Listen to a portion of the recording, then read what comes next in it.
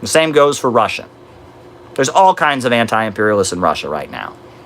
People in Russia that are trying to figure out how Russia can be independent from Western imperialism, drawing from Orthodox nationalism and Christianity, drawing from Marxism, drawing from Slavic nationalism, trying to figure out how Russia can assert its economic independence. And I will never disavow anti-imperialists in Russia, be they Christians, be they communists, be they nationalists, whatnot. The Russian people in the 1990s, with Boris Yeltsin, a puppet of the West, when Western capitalism came into Russia and killed millions of people and destroyed their economy. You know, the population of Russia between 1990 and 2006 dropped by 10%. 10%. 10% of the population, 1 in 10 people either died or fled the country. 80% of the collective farms closed down. They had to import all their food from the United States. The factories shut their doors. The 1990s, what Russia went through, the plunder, the winner-takes-all looting that Russia endured at the hands of Western capitalism was a crime against humanity. Millions of people died. Millions of people died. And what were all the Trotskyites doing? They're free! They overthrew Stalinism! Yeah! Woo! They thought it was great. They cheered for it.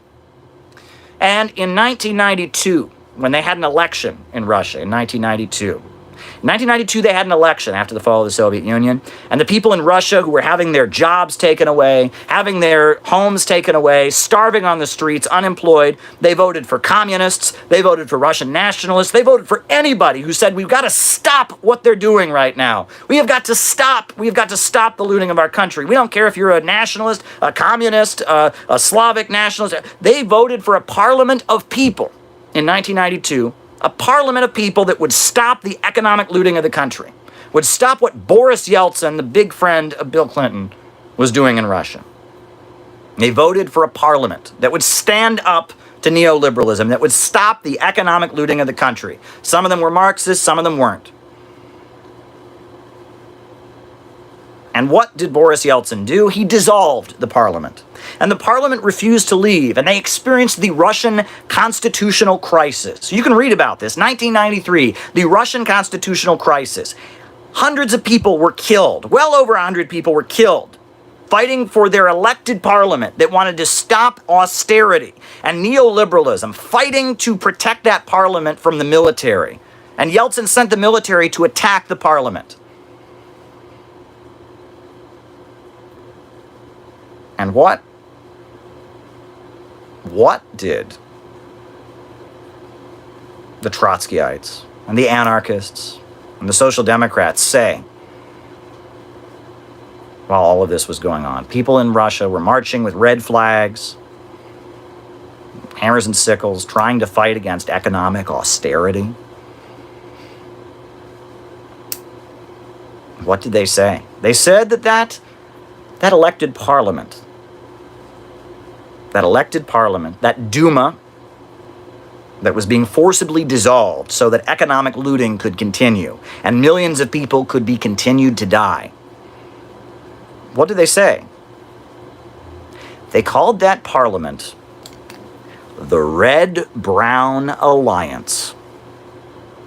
The Red-Brown Alliance. They said, you can't support the Russian people in trying to fight against austerity.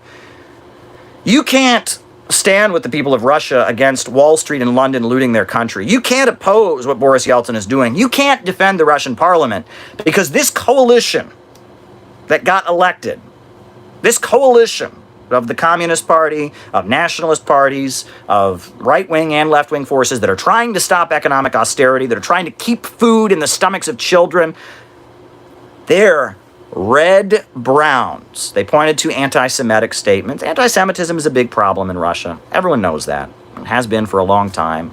It still is. They pointed to anti-Semitic statements that members of that parliament made. And they said that if you dare support the elected government, the government the people of Russia voted for to stop the IMF and the World Bank, you're a supporter of Red Browns, of the Red-Brown Alliance. That's where that toxic rhetoric about Red Browns comes from, folks. That's where it comes from. That's the origin of the term Red-Brown Alliance. That's where it comes from. That is the origin. You look it up. No one ever talked about a red-brown alliance until 1993 when Russia faced a constitutional crisis. And why did they talk that way? Because they were trying to put pressure. Yes, default, yes. They were trying to put pressure on leftists and Marxists and socialists around the world not to stand against the imperialist looting of Russia.